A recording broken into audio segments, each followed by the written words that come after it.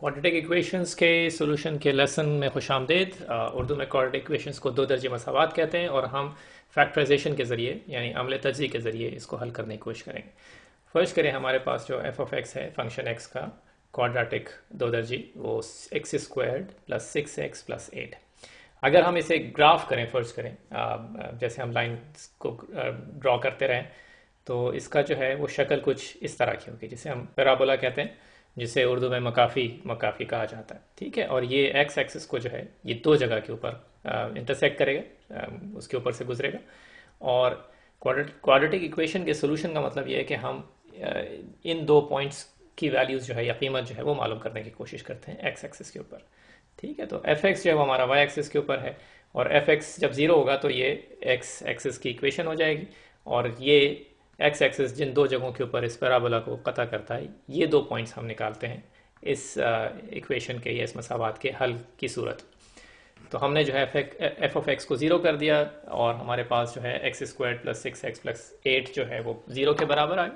ये है हमारी दो दर्जी मसावात या क्वाड्रेटिक इक्वेशन, जिसको हम अब हल करने की कोशिश कर रहे हैं। तो हम इसको जो है इस तरह से लिखते हैं कि हम x प्लस और एक हम इसमें नंबर जो है खाली जगह हमने छोड़ी हुई है टाइम्स x प्लस फिर एक और खाली जगह छोड़ी है, और यहाँ पे दो नंबर हम ऐसे लिखेंगे कि अगर हम इन दो चीज़ों को आपस में, दो एक्सप्रेशंस को या सारियों को आपस में मल्टीप्लाई करें, ज़रब दें, तो हमारे पास जो एल्जेब्रिक एक्सप्रेशन है इज़हारिया है x square plus 6x plus 8, वो हमें मिल जाएगा। ठीक है, अब जो मेथड है जिससे हम इसको सॉल्व करेंगे वो ये है कि हम 6 जो है जो कोफिशेंट है अददी सर है x का, उसको देखते हैं, और हम आखिरी नंबर जो प्लस 8 है यहाँ पर उसको देखते हैं। ठीक है, और उसके बाद हम फिर 8 के फैक्टर्स जो हैं वो लिख लेते हैं। मसलन वो नंबर के जो अगर 8 से आप यानी उनको तकसीम दें 8 को, तो पूरा पूरा तकसीम हो जाएगा, तो 1 2 4 8 ये वो नंबर हैं कि जो 8 के फैक्टर्स हैं, जो 8 और से छोटे है उसके बराबर है।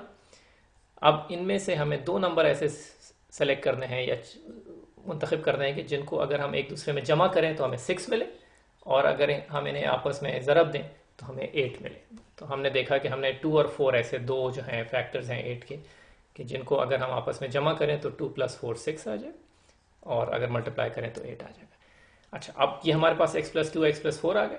इसका मतलब क्या हुआ कि ये जो इक्वेशन है ये हमें बता रही है कि इन दोनों को अगर हम मल्टीप्लाई करें तो ज़ीरो हमें मिलेगा। इसका मतलब है कि इनमें से कोई एक या दोनों जो हैं वो ज़ीरो हैं, वो हमने लिख लिया यहाँ पर। x प्लस 2 जो है वो ज़ीरो के बराबर है, और x प्लस 4 जो है वो ज़ीरो के बराबर। x प्लस 2 बराबर है ज़ीरो से, हमें x की वैल्यू -2 मिल गई, और दूसरे जो हमारे पास x प्लस 4 बराबर है ज़ीरो, उससे हमें x की जो वैल्यू मिली वो -4। ठीक है, अब ये दो हमें x की ऐसी वैल्यूज़ मिल गई हैं कि जो इस क्वाड्रेटिक इक्वेशन का जो है हल है, हम इसमें अपने जो क्वाड्रेटिक इक्वेशन है उसमें ये वैल्यूज़ डाल के देख सकते हैं कि क्या वाकई ये सोल्यूशन सही है या नहीं है। तो हमने x की जगह -2 डाल दिया अपनी इक्वेशन के अंदर, और हमने ये देखा कि हमें ये 4 - 12 प्लस 8 जो है ये ज़ीरो ही मिलता है। और यही काम आप जो है वो x की जो दूसरी वैल्यू हमें मिली है -4 की, उसको इस इक्वेशन में डाल के देख लें आप। और इस इक्वेशन में जो एक बात आपको नोट करने की है वो ये कि इस इक्वेशन जो है इसके दो सॉल्यूशंस हैं। ठीक है ना, जैसे लाइन की हमने इक्वेशंस की थी तो उसमें हमें एक सॉल्यूशन मिलता था, x की एक वैल्यू मिलती थी। यहाँ पर हमारे दो जो है वो सॉल्यूशन है, क्योंकि ये पैराबोला जो है दो जगह पर कता कर रहा है। चलें एक सवाल और करें।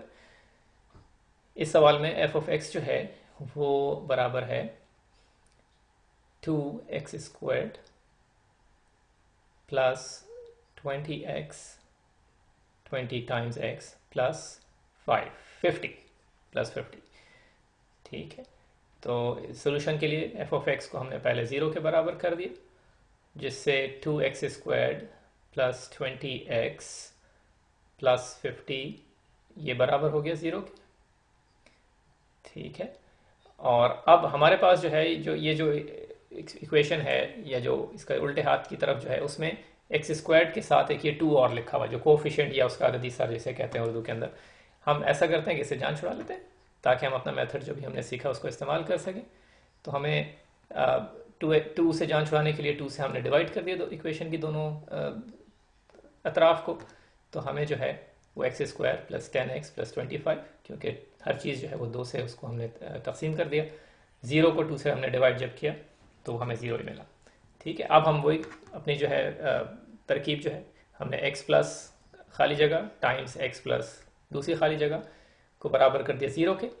अब हम जो है ऐसे दो नंबरों की तलाश में हैं कि जो यहाँ पर हम इन खाली जगहों के ऊपर लिख सकें।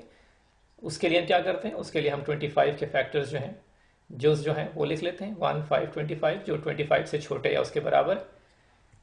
तो अब 1 टाइम्स 5 जो है वो हमें 5 प्लस 1 जो है 6 मिलता है, 10 नहीं है, लेकिन 5 टाइम्स 5 जो है वो 25 है और 5 प्लस 5 जो है वो 10 होता है। इसलिए हमने दोनों जगहों पे 5 लिख लिए क्योंकि ये दो नंबर ऐसे हैं कि जिनको अगर हम जमा करें तो 10 मिलता है और अगर आपस में मल्टीप्लाई करें तो 25। तो इस के नतीजे में हमें जो x की जो दो हमें इक्वेशंस मिली, x प्लस 5 इक्वल टू 0 और दूसरी भी x प्लस 5 होगी, और इन दोनों का एक ही जो है वो हल है और वो है x बराबर है -5 के। यहाँ पर आप देखें कि क्वाड्रेटिक इक्वेशन जो है उसके हमें दो जो है वो सोल्यूशन या हल नहीं बल्कि सिर्फ एक ही हल मिला, और ये सिर्फ उसी सूरत में हो सकता है कि जब हमारा जो पैराबोला है वो इस तरह से x एक्सिस को टच कर रहा हो या उसको उस जगह पर मिल रहा हो x एक्सिस से, यानी उसका जो सबसे नीचे वाला जो वर्टेक्स जिसे कहते हैं रास उर्दू के अंदर, वो सिर्फ x एक्सिस के ऊपर हो और बाकी पैराबोला जो है वो x एक्सिस के ऊपर हो। अच्छा, हम जो है इसको चेक भी कर लेते हैं कि ये जो है क्या जो हमने हल निकाला है -5 का ये सही है या नहीं।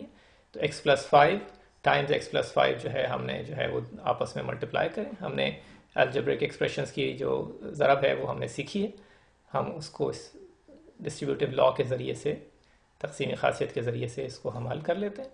तो हमें जो है x square plus 5x plus 5x plus 25, 5x plus 5x जो है वो आपस में मिलकर 10x है, और इस तरह से हमें वही अलजेब्रा का जो है जुमला जो है इज़हारिया जो है एक्सप्रेशन मिल गया कि जिसको हमने फैक्टराइजेशन के ज़रिए उसको हल किया।